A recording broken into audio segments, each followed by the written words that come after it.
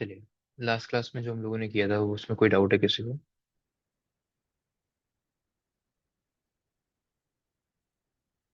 कोई doubt union में?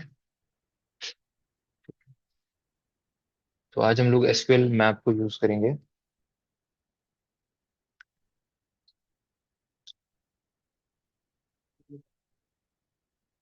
इसका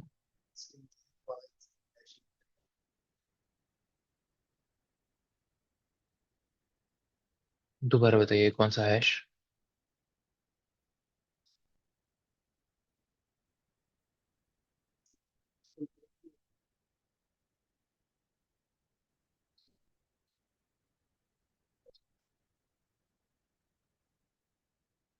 ऑर्डर का है? हाँ हाँ।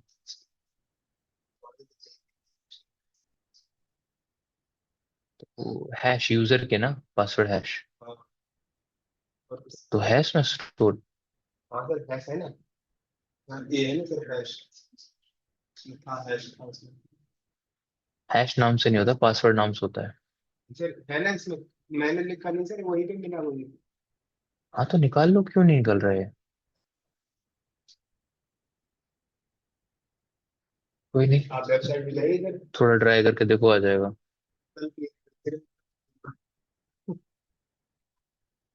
बात नहीं, ठीक है। अब एसक्यूएल मैप पहले हम लोग पढ़ लेते हैं आज, फिर उसके बाद देख लेंगे इस चीज को। मैंने आप लोगों को मना कर रहा हूँ, जब ये चीजें नहीं करो तो फिर क्यों कर रहे हो? पासवर्ड हैशेस और ये सब क्यों ढूंढ रहे हो आप रियल वेबसाइट्स में बिना परमिशन के? जो चीज मैं मना कर रहा हूँ वो चीज मैं क्यों करूंगा, बताइए। मैंने आपको तरीका बताया, आप ये नहीं कि पूरा डेटाबेस निकाल के बैठ जाओ उसका। गलत चीज है ना ये, इस चीज को समझ क्यों नहीं आ रहा आप लोगों को?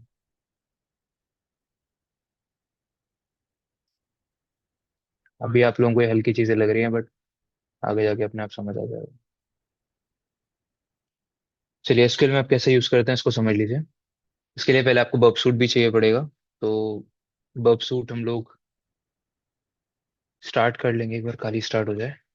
इस मशीन का आईपी भी निकाल लीजिए आप।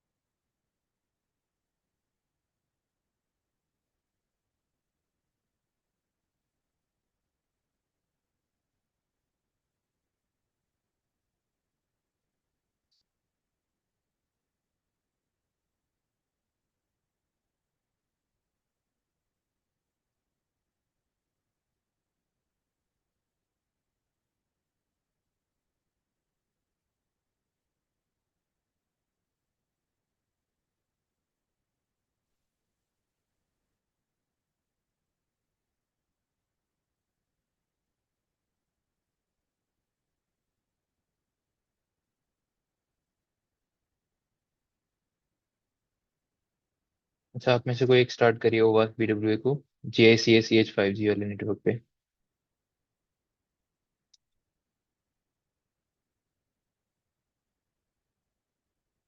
अभी ना दूसरे वाले से कनेक्टेड हूँ, एक बार ट्राई कर लेते हैं।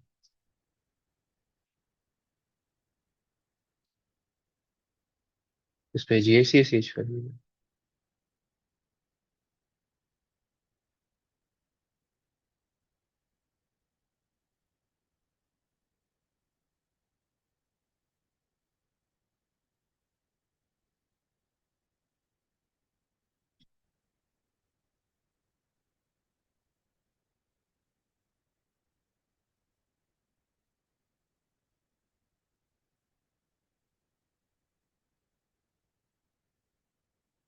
तो ब्राउजर ओपन कर लीजिए अपना, बगसूट ओपन कर लीजिए, और टर्मिनल। तीनों चीजों की हमें जरूरत पड़ेगी यहाँ पे।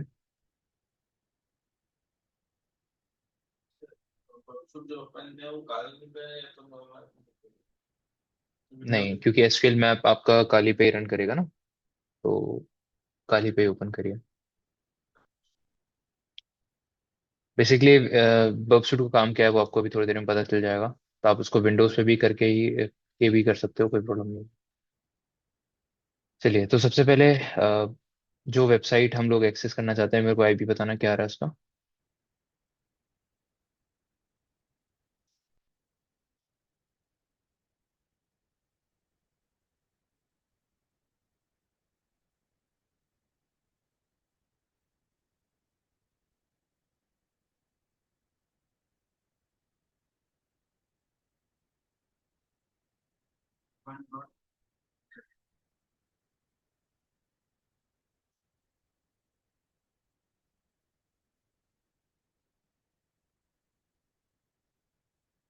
ठीक है, यही होगा।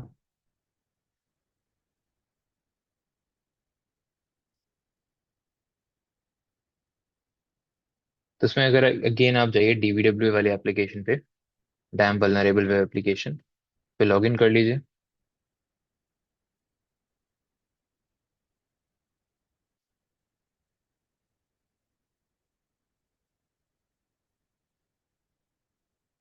लॉग इन करने के बाद आपको दिखेगा एसक्यूएल इंजेक्शन, तो उसके एसक्यूएल इंजेक्शन वाले सेक्शन पर चाहिए आप।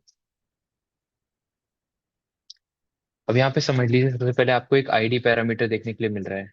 वो आईडी पैरामीटर क्या है? आप फॉर एग्जांपल यहाँ पर कुछ भी वैल्यू डालेंगे, जैसे मैंने 1 डाला है यहाँ पे, सबमिट करेंगे, तो जिसका भी यूजर आईडी 1 था उसके बारे में आपको डिटेल्स दिखा देगा ये। ठीक है? मैं कह रहा हूँ यहाँ पर आप यूजर आईडी कुछ भी टाइप करेंगे, जैसे मैंने 2 टाइप किया, तो जिस यूजर का भी यूजर आईडी 2 होगा, उसके बारे में आपको दिखा देगा कि ये यूजर है जिसका यूजर आईडी क्या है, 2 है। यूजर का नाम और उसका सरनेम भी आपको दिखा रहा है डिटेल्स। तो एक ऐसी फंक्शनैलिटी है जो यूजर आईडी के अकॉर्डिंग उसका फर्स्ट नेम और सरनेम दिखा रहा है आपको। अब इसके थ्रू हो सकता है कि ये पैरामीटर एसक्यूएल इंजेक्शन से वल्नरेबल हो। जैसे आपको यहाँ पर दिख रहा है कि गेट पे आपको एक पैरामीटर दिख रहा है आईडी नाम का, राइट। दूसरा पैरामीटर एक और है यहाँ पे सबमिट नाम का, बट हाँ आईडी नाम का भी पैरामीटर है जिसको जब आप कंट्रोल कर रहे हो। मैंने 3 डाला यहाँ पे, तो जिसका भी यूजर आईडी 3 था उसके बारे में आपको यहाँ पर देखने के लिए मिल गया। अब ये पैरामीटर जो गेट पैरामीटर है ये वल्नरेबल हो सकता है, और उसको उस वल्नरेबिलिटी को आइडेंटिफाई करने के लिए आपको बर्ब सूट की जरूरत पड़ सकती है। बिना बर्ब सूट के भी कर सकते हैं। तो बर्ब सूट से इसलिए करा रहा हूं मैं, उसके अलावा जितने भी पैरामीटर्स उस रिक्वेस्ट में होंगे वो सारे पैरामीटर्स को टारगेट करके देखेगा। तो बर्ब सूट को आप एक बार स्टार्ट कर लीजिए और अपने ब्राउजर पे फॉक्सी प्रॉक्सी को कनेक्ट कर लीजिए, ताकि सारी रिक्वेस्ट बर्ब सूट तक चले जाएं। एंड उसके बाद आप फिर एसक्यूएल मैप टूल को यूज करेंगे।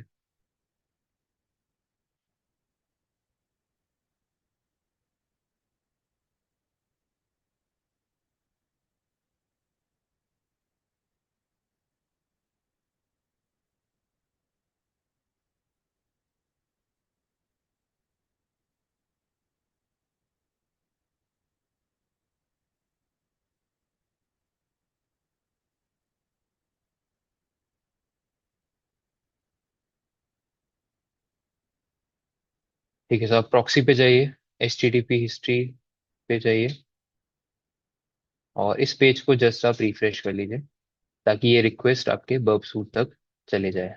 आपको दिख रही है गेट रिक्वेस्ट, यहाँ पे कुछ पैरामीटर्स हैं जिसमें से एक पैरामीटर है आईडी, राइट।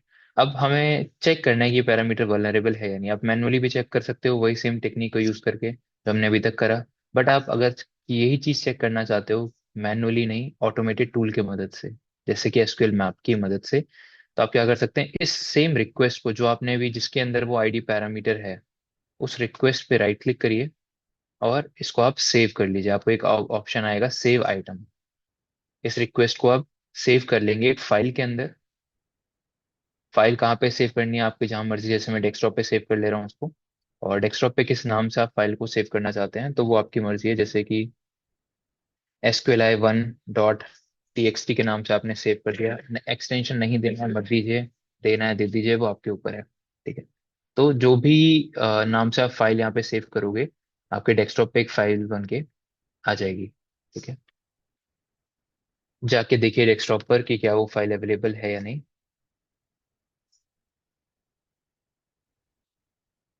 तो आप देखेंगे यहाँ पर आपको SQLi नाम की एक फाइल यहाँ पर अवेलेबल है जो दिख रहा है।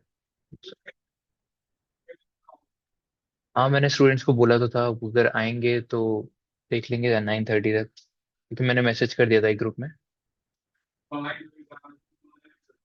मैं आपको ग्रुप में ऐड कर देता हूँ, आप लिंक शेयर कर देना उस पर।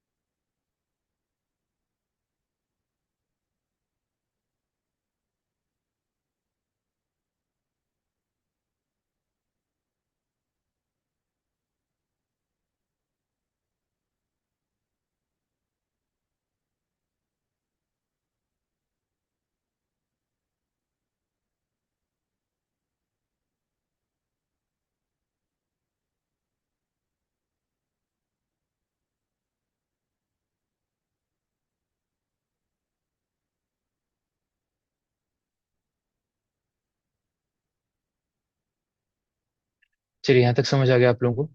अब ये जो फाइल हमारे पास यहाँ पे अवेलेबल है, इस फाइल की मदद, अच्छा ये वाली नहीं, ये वाली फाइल है, sqli.txt के नाम से जो है, इस फाइल की मदद से आपको क्या करना है, ये SQL injection attack SQL map से परफॉर्म करना है। तो उसके लिए कॉन्सेप्ट इसका सिंपल है, वो समझ लीजिए। आपको यहाँ पर एसक्यूएल मैप टूल को यूज करना है, और उसमें आपको एक ऑप्शन यूज करना है -r, जिसका मतलब होता है रिक्वेस्ट फाइल। आप कौन सी फाइल की, जिस फाइल के अंदर आपके पैरामीटर्स हैं, हम लोगों ने एक फाइल के अंदर इस डेटा को सेव किया है जिसके अंदर कुछ पैरामीटर्स है, आईडी है, सबमिट है, ये कुकी पैरामीटर्स भी हैं, ये सब पैरामीटर्स को एक साथ टेस्ट करने की कैपेबिलिटी रखता है। तो आप यहाँ पर -r के साथ वो फाइल का नाम दे देंगे जिस फाइल के अंदर आपने डेटा स्टोर, ये जो कंटेंट है वो स्टोर कर रखा है, उसका फाइल का नाम क्या है, पहले से ही होगा। ठीक है, अपडेट जरूर कर लेना आप लोग एपीटी इंस्टॉल करके, अगर नहीं होगा तो वो मतलब होगा तो डेफिनेटली, अगर इंस्टॉलेशन की जरूरत होगी तो आपको इंस्टॉल कर लेगा वो।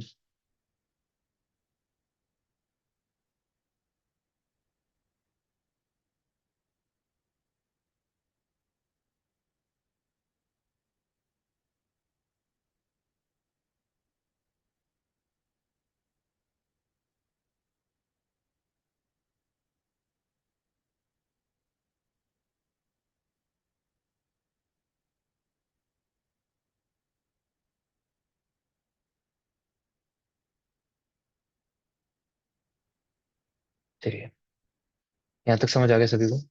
अब आप यहाँ पर जो ये रिक्वेस्ट फाइल आपने दी है -r करने के बाद sqli.txt, इसके जस्ट बाद आप एक ऑप्शन यहाँ पर ऐड कर दोगे, जो कि क्या लिखा हुआ है, $-dbs, जिस ऑप्शन का मतलब क्या होता है, डेटाबेस एनुमरेट करना, आइडेंटिफाई करना कि डीबीएमएस कौन सा, मतलब डीबीएमएस तो ठीक है बताएगा, ये बताएगा आपको, इसके साथ ये बताएगा कि उसके अंदर कौन कौन से डेटाबेसेस अवेलेबल हैं।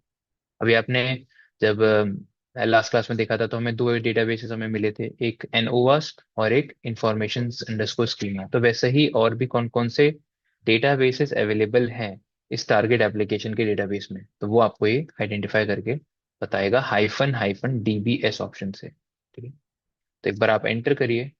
अब ये ऐसा टूल नहीं है जो कि बिना आपके इंटरेक्शन करे कुछ आपसे क्वेश्चंस पूछता जाएगा बीच में ये, जैसे इसने पहले सबसे पहले आपसे पूछा कि इसके ID parameter might be vulnerable. ठीक है, और इसने बताया it looks like the back end DBMS MySQL, इसने अपने अपने एंड से आइडेंटिफाई कर लिया कि ये माई सीक्वल है, और उसको आपको बोल रहा है, अब आपसे do you want to skip test payload, क्या आप स्किप करना चाहते हैं केसेस। तो अगर आपको लगा करना है और इसके अकॉर्डिंग ये माई सीक्वल है तो आप स्किप कर सकते हैं। अगर आप ऑल और एनुमरेट करना चाहते हैं, अगर आपको थोड़ा टाइम है आपके पास, प्रॉपरली एनुमरेट करना चाहते हैं, तो आप नो भी कर दीजिए, ताकि वो फिर बाकी सारे टेस्ट केसेस को भी रन करके देखेगा। बट अभी हम क्या करेंगे, स्किप करेंगे। हम स्किप करना चाहते हैं तो आपने क्या प्रेस किया यहाँ पे, वाई। वाई करने के बाद आप एंटर करिए ताकि ये बाकी डीबीएमएस के टेस्ट केसेस को स्किप कर दे। नेक्स्ट आपसे बोल रहा है, for the remaining test do you want to include all tests for MySQL extending providing level 1 and risk 1 values। आपसे बोल रहे हैं कि अगर आप MySQL के सारे टेस्ट केसेस को रन करना चाहते हैं तो आप बता दीजिए यस। तो MySQL के तो हम सारे रन करेंगे, बाकी अदर डीबीएमएस के हम लोग कोई भी रन नहीं कर रहे हैं। तो ये अब सारे अलग अलग तरीके के एसक्यूएल इंजेक्शन परफॉर्म करके देखेगा, error based, blind based, union based, और आपका ब्लाइंड के अलग अलग कैटेगरीज थी, बुलियन और टाइम, वो सब कुछ परफॉर्म करेगा ये, और इसके अकॉर्डिंग जो भी उसे डेटा मिलेगा वो आपको बताएगा। ऊपर उसने बोला था GET parameter might be vulnerable, अब उसने कंफर्म कर दिया कि गेट पैरामीटर इज वल्नरेबल, जिसका नाम क्या है, आईडी। आईडी नाम का एक पैरामीटर है, वो वल्नरेबल है, इसने कंफर्म कर दिया है। अब आपसे बोल रहा है do you want to keep testing the others if any, क्या आप पूछ रहे हैं कि अगर आप कुछ और पैरामीटर्स को भी टेस्ट करना चाहते हैं, अगर उस रिक्वेस्ट में और भी पैरामीटर्स अवेलेबल हैं तो हम मना कर देंगे, क्योंकि अभी आप एक ही पैरामीटर को टेस्ट करके देखिए। अगर आपके पास टाइम है और एनुमरेट करना चाहते हैं तो आप बाकी पैरामीटर्स को भी साथ में एनुमरेट कर सकते हैं। तो आप यहाँ पे कर दीजिए do you want to keep testing, no, N करके एंटर करिए। जैसे आप एंटर करोगे तो इसके अंदर जितने भी आपके पास अवेलेबल डेटाबेसेस होंगे वो ये निकाल के आपको दे देगा। कितने अवेलेबल डेटाबेसेस थे इसके पास, एक डीबीडब्ल्यूए के नाम से और एक इंफॉर्मेशन अंडरस्कोर स्कीमा के नाम से। दो डेटाबेसेस अवेलेबल थे यहाँ पर जिस एप्लीकेशन पे आप टारगेट कर रहे हैं। हम लोग डीबीडब्ल्यू एप्लीकेशन को टारगेट कर रहे हैं, तो उसके पास एक्सेस सिर्फ डीबीडब्ल्यूए डेटाबेस तक का ही है। जैसे आपने लास्ट क्लास में दूसरी एप्लीकेशन टारगेट कर रहे थे म्यूटिलेड आई के नाम से, राइट, उसके अंदर आपको एनोवास और दो तो आपने निकाले थे, और भी हो सकते थे। तो मैंने आपको बताया था एक तो कॉमन होता ही होता है, इसका नाम क्या बताया था, इंफॉर्मेशन अंडरस्कोर स्कीमा, ये आपको हमेशा मिलेगा। बट इसके अलावा और भी मिल सकते हैं, ठीक है, जिसमें से अभी हमें जो मिला है वो कौन सा है, डीबीडब्ल्यू है। अब आपको डीबीएमएस सॉरी डेटाबेस का नाम पता चल गया, डेटाबेस का नाम क्या है। अब आप फाइनल फर्दर इसको एनुमरेट करने के लिए ये ऑप्शन हटा देंगे यहाँ से। यहाँ पर आप मेंशन करेंगे कैपिटल डी, जिससे आप डेटाबेस का नाम बता देंगे। डेटाबेस का नाम क्या है हमारे पास, जैसा ही यहाँ पे लिखा हो वैसा ही यहाँ पर लिखना। अगर ये लोअर केस में है तो लोअर केस में, अपर केस में हो तो अपर केस में, ठीक है। केस सेंसिटिव डेटाबेसेस के नाम, टेबल के नाम, ये सब केस सेंसिटिव होते हैं, मैंने बताया था आपको, सही। तो आप यहाँ पर मेंशन कर दीजिए डेटाबेस का नाम आपको क्या पता चला है, और इसके बाद आप क्या एनुमरेट करना चाहते हैं, टेबल्स। तो आप यहाँ पे क्या ऑप्शन लगा देंगे, हाइफन हाइफन टेबल्स, क्योंकि डेटाबेस पता होने के बाद आप क्या पता करते हो, टेबल्स। टेबल्स पता होने करने के बाद आप कॉलम्स भी पता कर सकते हो, या फिर आप उस टेबल के पूरे कंटेंट को डंप कर सकते हो एक साथ, ठीक है। तो मैं भी करके दिखाऊंगा। पहले पता कर लेते हैं टेबल्स क्या है। जैसे हाइफन हाइफन डीबीएस ने आपको डेटाबेसेस के नाम बताया, वैसे हाइफन हाइफन टेबल्स आपको टेबल्स के नाम एनुमरेट करके बताएगा।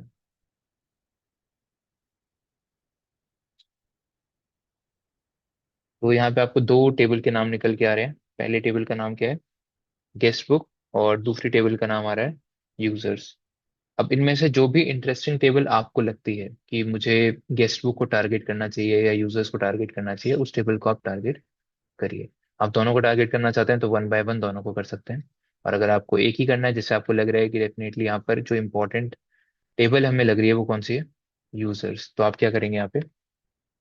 अब हमें टेबल का नाम पता चल चुका है, तो आप यहाँ पर हाइफन टी लगाइए कैपिटल, और टेबल का जो नाम आपको पता चला है वो यहाँ पर आप सेट कर दीजिए कि टेबल का नाम है यूजर्स।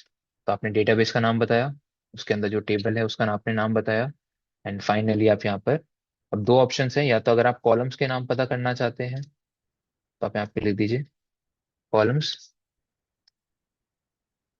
कॉलम्स। अगर आपको डंप करना है डेटा, किस टेबल का पूरा डेटा डंप करना है, तो आप डंप भी कर सकते हो एक साथ बिना कॉलम के नाम पता करे भी। लेकिन पहले कॉलम्स के नाम देख लेते हैं। तो उसने आपको बता दिया कॉलम के नाम और उसके टाइप, डेटा टाइप क्या है। ये पहला कॉलम का नाम क्या है, यूजर, उसका डेटा टाइप क्या है, var। दूसरा है अवतार, उसका है var। फिर first name var, last name, ये उसकी कैरेक्टर लिमिट है कि कितने कैरेक्टर्स वो ले सकता है उस स्पेसिफिक कॉलम के अंदर, ठीक है। तो इसमें आपको दिख रहा है कि हाँ, हमारे काम की जो चीज़ है वो कहाँ पर लिखी हुई है, यहाँ पर पासवर्ड फॉर्म में लिखी हुई है, राइट। तो जब रियल वेबसाइट्स में ये सब चीज़ें की जाती हैं तो यहीं तक छोड़ देना चाहिए सारी चीज़ें, आपको आगे फर्दर डेटा नहीं निकालना है। डेटा निकाला आपने, अटैक करा है, कि आपको डेटा एक्सेस करने की परमिशन कोई भी नहीं चाहेगा कि आप उनके यूजर नेम और पासवर्ड्स वगैरह, ये फर्स्ट नेम लास्ट नेम ये सब एक्सेस करो। आप यहाँ तक निकाल के छोड़ दो, या इससे ऊपर तक निकाल के आप छोड़ सकते हो कि हमें टेबल के नाम पता चल चुके हैं। अब टेबल का नाम पता चल गया तो आप फर्दर डिटेल्स भी निकाल सकते हो, कोई प्रॉब्लम नहीं है उसमें, ठीक है। सब डेटा निकल जाता है, कोई ऐसा नहीं होता कि कोई भी, आपने जब डेटाबेस में ऐसा थोड़ी लिमिट लगी होती है कि आपने एक कॉलम निकाला दूसरा नहीं निकाल पा रहे आप, ऐसा होता ही नहीं कभी भी। आप हर एक डेटा एनुमरेट कर सकते हो, उसमें कोई प्रॉब्लम नहीं आती। हाँ ये बता रहे थे। हाँ वो बताया ना उन्होंने, तो मैं आपको यही बता रहा हूँ कि आप मत निकालो वो डेटा। आपने जब बेसिक डिटेल्स निकाल लिया, आपने ईमेल निकाल लिया और फर्स्ट नेम लास्ट नेम जो भी था उसके अंदर वो निकाल लिया, दैट्स इट, खत्म हो गया। अब क्यों आगे आप फर्दर एनुमरेट करने का ट्राई कर रहे हो उसको? ऐसा होता ही नहीं है कि आप कोई डेटा नहीं निकाल पाओ। ठीक है, निकल सब सारा डेटा जाता है, बट परमिशन ना हो तो ये चीजें नहीं करनी चाहिए। सिंपल सा कॉन्सेप्ट है, क्योंकि आपको ये चीज अभी नहीं समझ आएगी, आगे जाके अपने आप जब इस फील्ड में काम करोगे ना, इस फील्ड में मतलब सिक्योरिटी बहुत सेंसिटिव फील्ड होता है। आप कुछ भी एक गलत स्टेप भी ले लोगे ना, तो उससे आपका पूरा करियर खराब हो सकता है।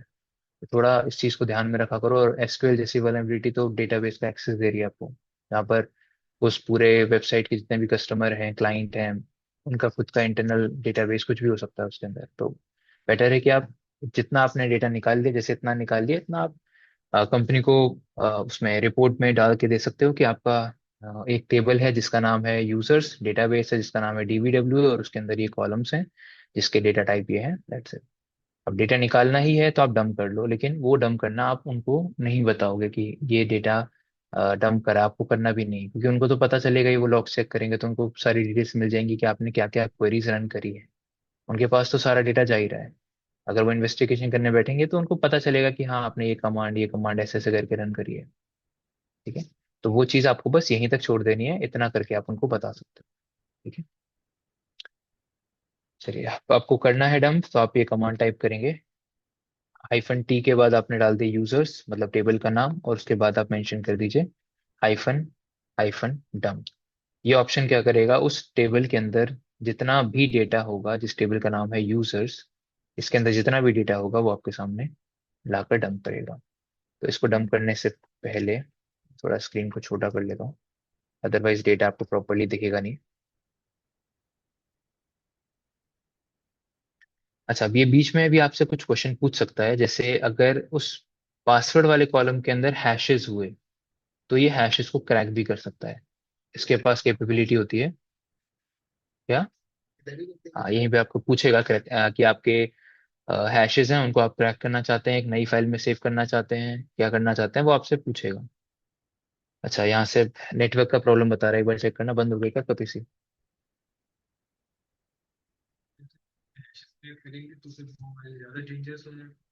हाँ बिल्कुल होगा, क्योंकि आप हैश क्रैक करने के लिए भी आप, वैसे तो ये ऑफलाइन करता है, मतलब ये सारे हैशेस को डंप करेगा अपने पास, उसके बाद करेगा ये।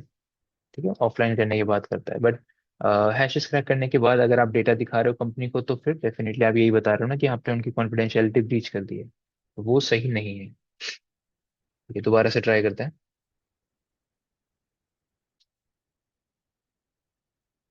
नहीं, अभी भी यही आ रहा है प्रॉब्लम, एक बार आईपी चेक करो दोबारा। नो रूट टू होस्ट दिखा रहा है। बताना क्या था आईपी?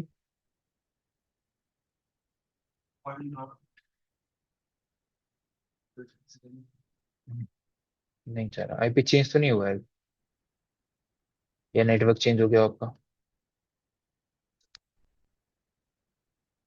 अरे दोबारा लेनी पड़ेगी ना रिक्वेस्ट।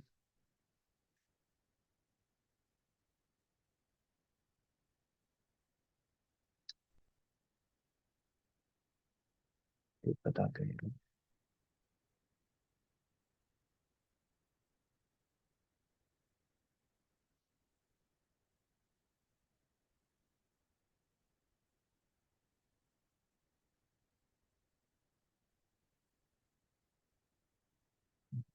चलिए, एक नई रिक्वेस्ट बताइए, किसी और का भी बताइए।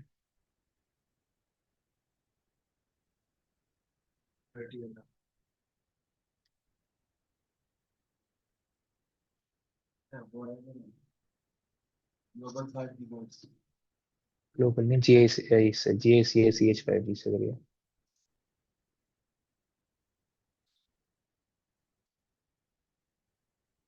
चलिए, मैं मेरा अभी चालू हो गया, 28 पे है, ऊपर लेते हैं।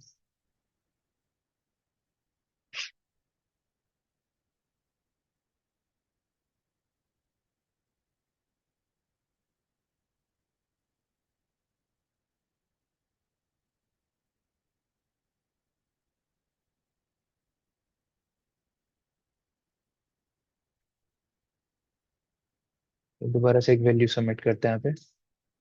जाइए आप वर्कसूट पे और देखिए नई रिक्वेस्ट 128 के लिए। इसको सेव कर लीजिए एक फाइल के अंदर।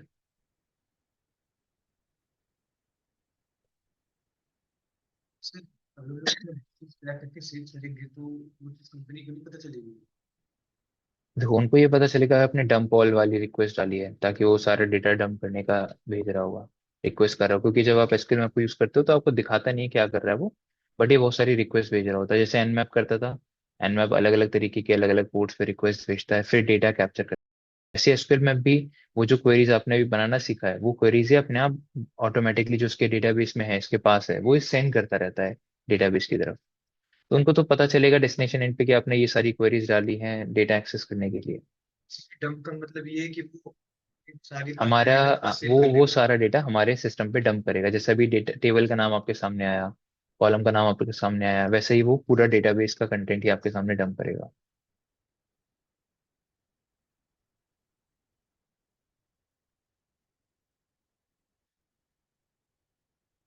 क्या? फाइल का नाम? अभी जो फाइल सेव करी है मैंने 2.txt के नाम से सेव करी है। अब ये सारा प्रोसेस दोबारा से स्टार्ट करेगा, क्योंकि इसको नहीं पता, इसके सेशन में अभी इसको इन्फॉर्मेशन नहीं है कि 2.txt को भी इसने कभी पहले टेस्ट किया है, क्योंकि ये सीक्वेंस में चलता है। ऐसा नहीं कि आप इसको कोई भी फाइल दे दो और बता दो कि इसमें डेटाबेस ये है, यूजर ये है। ये पहले अपने टेस्ट केसेस अपने लेवल पे चलाता है, और अगर सेम फाइल आप बार बार देते हो तो इसको पता चल जाता है कि हाँ, इस फाइल को मैंने पहले भी स्कैन किया है, मुझे पता है कि इसका डीबीएमएस क्या है, इसका ये क्या है वो क्या है, वो सारी चीजें इसको पता होती है। तभी ये दोबारा से आपसे बोलेगा कि आप स्किप करना चाहते हैं, यस। यस।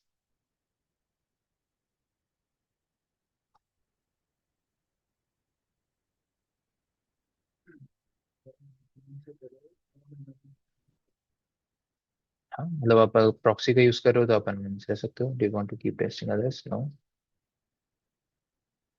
अच्छा, अब यहाँ से आया है आपके पास कॉन्सेप्ट। ये वाले जब नए क्वेश्चन हैं, आप इसको समझ लीजिए। तो आपसे पहला क्वेश्चन पूछ रहा है, do you want to store hashes to a temporary file for eventual further processing with other tools, yes और नो? तो आपसे पूछ रहा है कि बेसिकली उसके अकॉर्डिंग एक कॉलम है जिसका नाम है पासवर्ड, जिसके अंदर हैशेस पड़े हुए हैं, और उन हैशेस को वो कह रहे हैं कि आप एक टेम्पररी फाइल में सेव कर सकते हैं, ताकि आप उसके ऊपर फर्दर कुछ और टूल्स के थ्रू प्रोसेसिंग करना चाहते हैं, क्रैकिंग करना चाहते हैं तो कर सकते हैं। तो अगर आप सेव करना चाहते हैं, यस कर दीजिए, और फाइल का नाम बता दीजिए कि इस नाम से इस लोकेशन पे एक फाइल बनानी है जिसमें सारे हैशेस वो कर देगा। ठीक है। अगर आप नो करना चाहते हैं तो ये खुद आपसे नेक्स्ट स्टेप में पूछेगा कि क्या आप यहीं पे चाहते हैं इसको क्रैक करना। आपसे पूछ रहा है, do you want to crack them via dictionary based attack? तो आप कर दीजिए यस कि मुझे यहीं पे इनको क्रैक करना है। तो उसके पास ये कैपेबिलिटी है, ये क्रैक भी करेगा अगर पासवर्ड वीक हुआ तो। आपको पता है हैश क्रैकिंग का कॉन्सेप्ट पता चल चुका है आप लोगों को, कि वर्ड लिस्ट में अगर आपका वर्ड हुआ जिसका वो हैश है तो ये क्रैक करेगा, अदरवाइज नहीं कर पाएगा। क्या? क्यू ऑप्शन आपसे बोलता है कि मतलब ये आपसे ना कुछ और क्वेश्चंस पूछेगा फर्दर, उन क्वेश्चंस का आपको आंसर करना पड़ेगा। ठीक है? तो अभी नो मैंने यस करेंगे करा। फिर हाँ। करेंगे नहीं नहीं, फिर नो नो में तो फिर हटा देगा। क्यू में अगर आप करोगे तो मतलब आपको ना, आप 50-50 होगी, करना चाहिए नहीं करना चाहिए, तो आपसे कुछ फर्दर क्वेश्चंस वो आस्क करेगा। अभी इसने आपको बोला कि डिक्शनरी अटैक आपको यूज करना है, तो डिक्शनरी बेस्ड अटैक आपको पता है क्या होता है? डिक्शनरी वर्ड लिस्ट होती है, डिक्शनरी वर्ड लिस्ट मतलब ऐसी वर्ड लिस्ट जिसमें कॉमन पासवर्ड होता है। पासवर्ड्स होते हैं, राइट? कॉमन कॉमन पासवर्ड्स होते हैं, डिक्शनरी वर्ड्स होते हैं। तो अब आपसे बोल रहा है कि आप एक default dictionary word list use कर सकते हो जिसका नाम ये है जो इस लोकेशन पर है, या फिर आप एक कस्टम बता दो कि मुझे ये वाली यूज करनी है, जैसे Rocky dot T x T, आपका उसका पाथ डाल दो आप यहाँ पे। ठीक है। तो मैं फर्स्ट के साथ ही जा रहा हूँ, क्योंकि ये डिफॉल्ट के साथ ही जो भी इसकी डिफॉल्ट है, एसक्यूएल में आपकी खुद की वर्ड लिस्ट होती है जो ये यूज करके करेगा। तो आपको कह रहा है कि इसके लिए आप प्रेस एंटर भी कर सकते हो अगर आपको इसको यूज करना है। तो मैंने एंटर किया। अब आपसे पूछ रहा है next question, do you want to use common password suffixes? वो कह रहा है कि स्लो हो जाएगा इससे। सफिक्स का मतलब क्या होता है? आगे कुछ ऐड करना, मतलब आपका पासवर्ड है, मान के चलो इस वर्ड लिस्ट के अंदर पासवर्ड लिखा हुआ है, पासवर्ड या एप्पल फॉर एग्जांपल। अब उसके आगे आप कुछ ऐड करना चाहते हो, जैसे एप्पल एट द एप्पल तो वर्ड है, आप आगे सफिक्स क्या ऐड करना चाहते हो उसके अंदर, कि @123, @321, 123, 1234, 12345, ऐसे करके कुछ ऐड करना चाहते हो, तो वो आप यहाँ पे दे सकते हो। बट उसने आपको पहले ही बोल दिया कि वो आप एक भी वर्ड यूज करोगे, एक मान के चलिए आपने एक सफिक्स यूज करा, वो एक सफिक्स को सब पे ट्राई करेगा, तो आप समझ लो कि डबल हो गया, ऑलमोस्ट दो यूज करोगे तो ट्रिपल हो जाएगा। तो आपके वो जो वर्ड लिस्ट के अंदर जितने वर्ड्स हैं उससे ज्यादा वर्ड्स और उससे ज्यादा कॉम्बिनेशन उसको ट्राई करने पड़ेंगे, जिससे वो क्या हो जाएगा, स्लो होगा। ठीक है, तो अभी मैं इसको नो कर रहा हूँ, आप यूज कर सकते हैं, आप सफिक्स उसको दे देंगे तो वो उसके अकॉर्डिंग एक्शन परफॉर्म करेगा। अभी ये क्रैकिंग प्रोसेस ने स्टार्ट कर दिया है, और जो भी क्रैक ये करता जाएगा, जैसे इसने पहला हैश क्रैक कर दिया उसका, उसमें उसमें क्या लिखा हुआ था, ABC123। Second hash Charlie, third hash admin, fourth let me in. तो ऐसे करके जितने भी ये हैशेस को क्रैक करता जाएगा। इसका नेक्स्ट था पासवर्ड, सिक्स्थ था